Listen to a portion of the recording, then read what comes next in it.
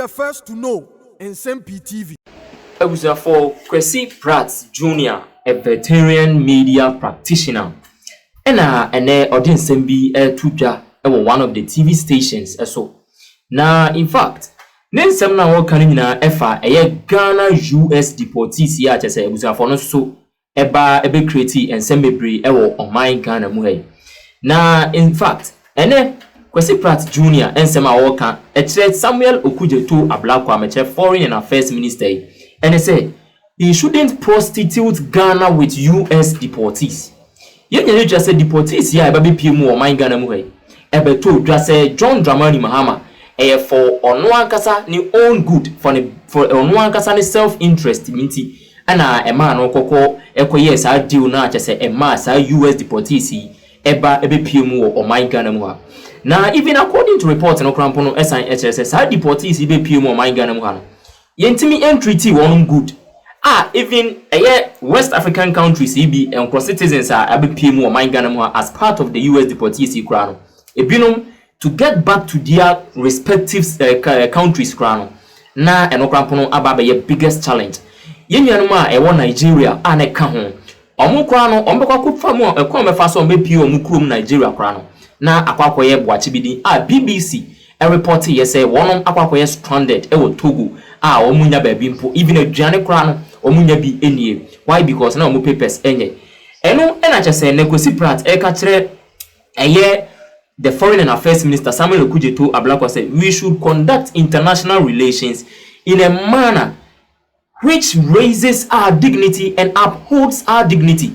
Any Kwasi Ghana eba be dumping area be edema any other nation undermining your dignity. In fact, yenti ensema Kwesi Pratt Jr. the Emma Foreign and Affairs Minister Samuel Okudzeto Ablakwa because Ghana enye NDC for nkwa edia.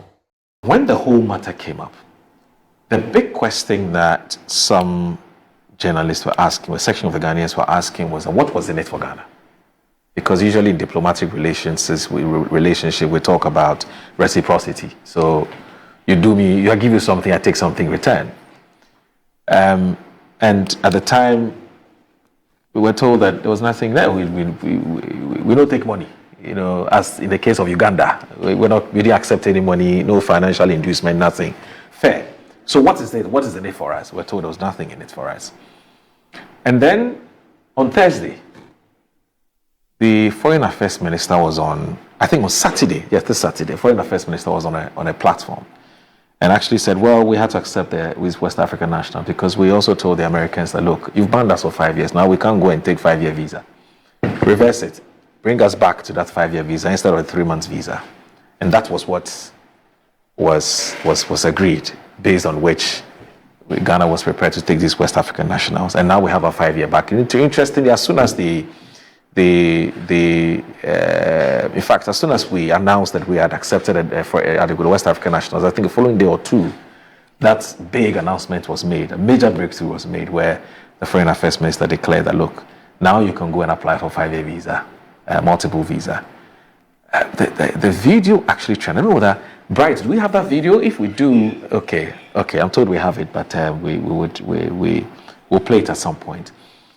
Okay, so what do you make, first of all, of all these issues, what this talk about us accepting West African nationals and whether it was a good idea or bad idea, especially looking at the Gitmo 2 matter, where Parliament was, you know, where the Supreme Court, was it the Supreme Court or the High Court, was very categorical that any time you're accepting foreigners here, you have to go and inform Parliament for Parliament to say, go ahead and do it before. I don't know what you make of all that debate that came up. I'm sure you were in Venezuela at the time. No, it started before I left sure. Caracas, All right. you know. But, no. Let's start it this way. Okay. Ghana should not be the dumping ground for any country anywhere in the world. And it doesn't matter whether what is being dumped are ex-occupants of the Guantanamo Bay prison, or deportees, or second-hand clothing. Ghana should not become anybody's dumping ground.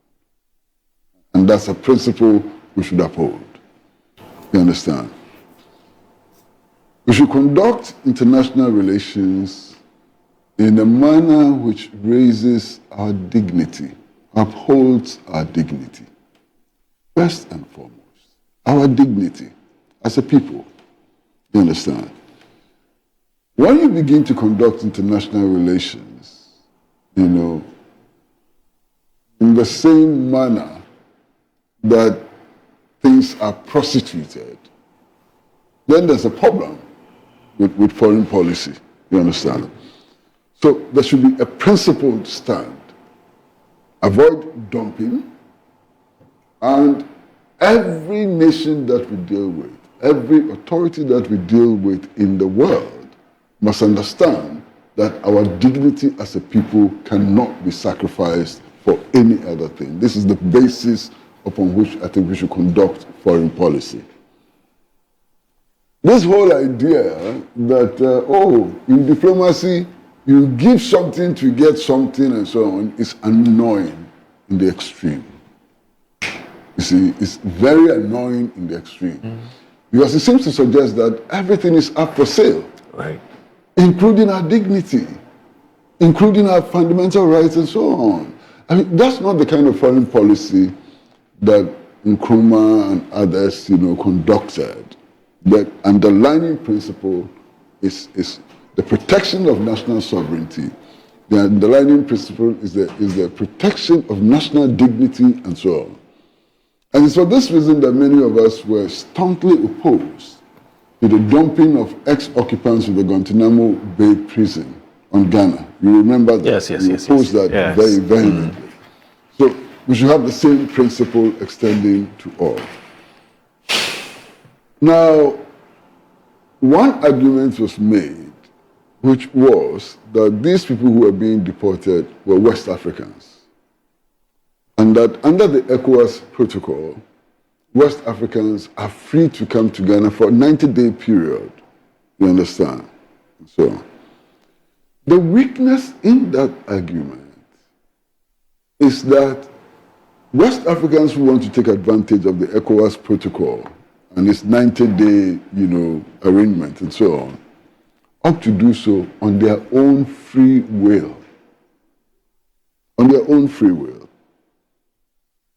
If they are compelled, by force and so on, it becomes dumping. It becomes complete dumping and so on. So I think we have to look at that and also understand that very, very clearly. In any case, the West Africans who were brought here were not happy with the fact that they were coming here anyway, and that's why they went to court, through their lawyer and so on. Now, these deportations which are being carried out in the US and other places, talk to the Africans. They're very unhappy about it. Even talk to African Americans and so on. They're very unhappy about it because some have claimed that there's a tinge of racism. And if that were the case, why would a government like the government of Ghana want to be implicated in this whole thing which is so unsavory, which has led to some abuse of the fundamental rights of U.S. citizens? There's a case of the guy who is actually married to an American citizen, has children by an American woman and so on, who was actually not deported to his own country, but was deported to a third party. And congressmen and so on had to come in and try and get him back into the United States. And so it's messy, you understand? So our government should not be complicit in the violation of the rights of citizens anywhere. The rights of asylum seekers and so on. We should not be complicit. It seems to me that we have not taken a clear principled stand on this matter. And I'm worried about the aesthetics. The aesthetics are not looking good at all.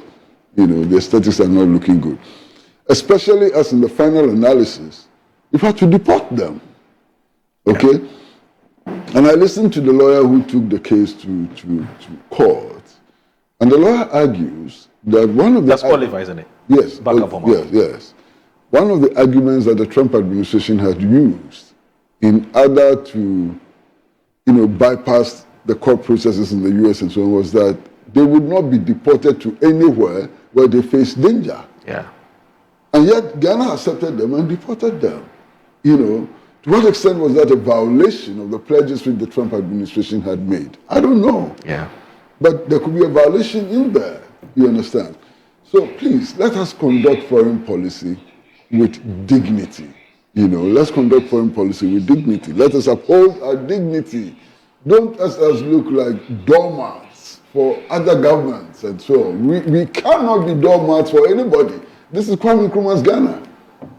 This is where in 1958 we had the All African People's Conference. This was the center of the struggle for liberation in Africa.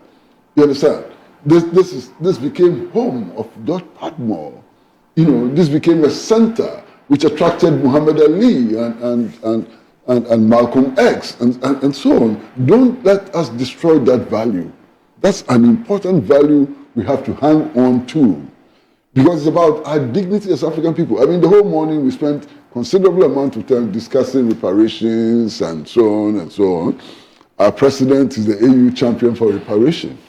We should not be conducting ourselves in ways which undermines national sovereignty. We should not be conducting ourselves in ways which would create the impression that our citizenship is inferior to others and so on. That's all I have to say. But Uncle C, I've just two quick questions. I mean, we have a foreign policy that says we're friends to all, enemies to none.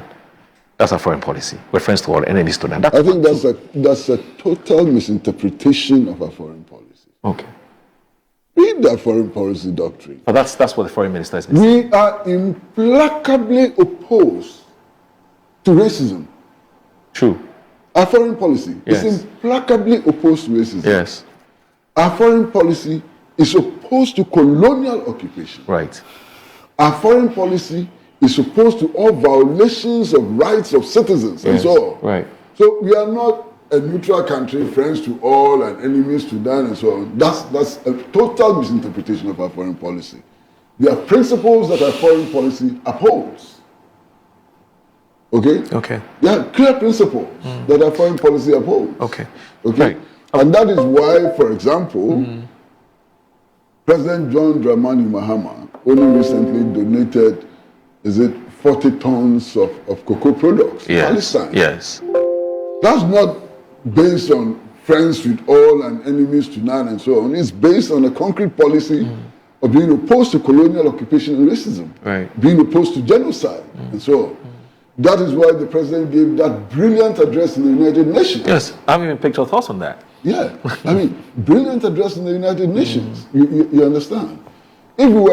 If our foreign policy meant taking no stand and so on, why was the president taking such a bold stand in the UN and so on? So we should drop that whole idea of All right. friends to all and enemies to none and so Right. on. It's not true. All right. We are enemies to racism. Okay.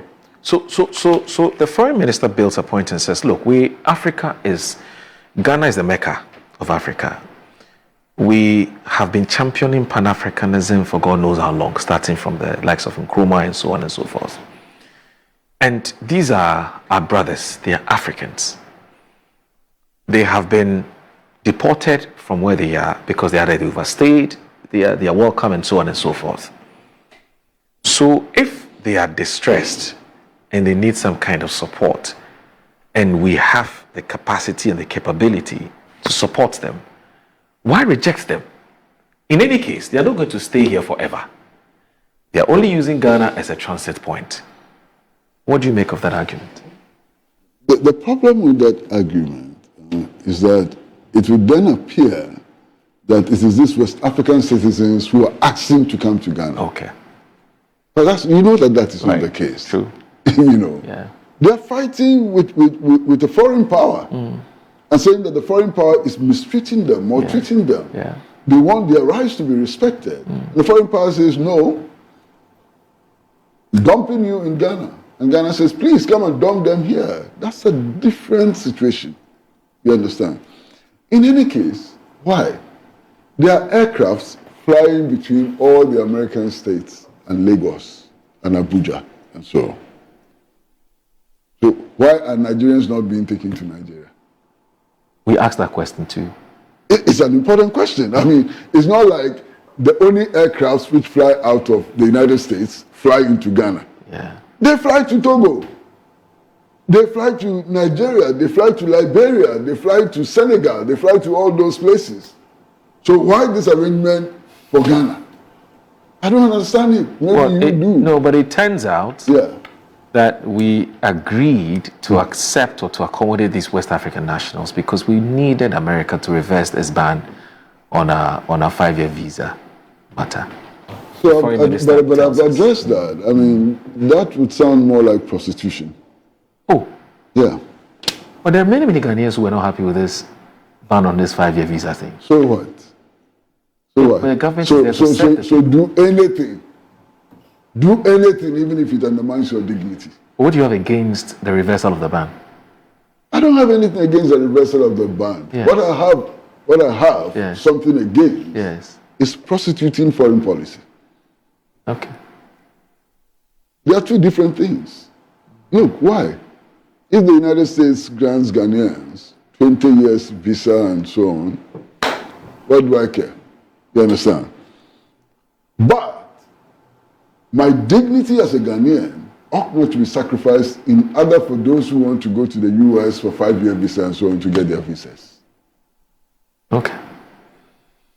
Our sovereignty cannot be compromised. It should not be compromised under any circumstance.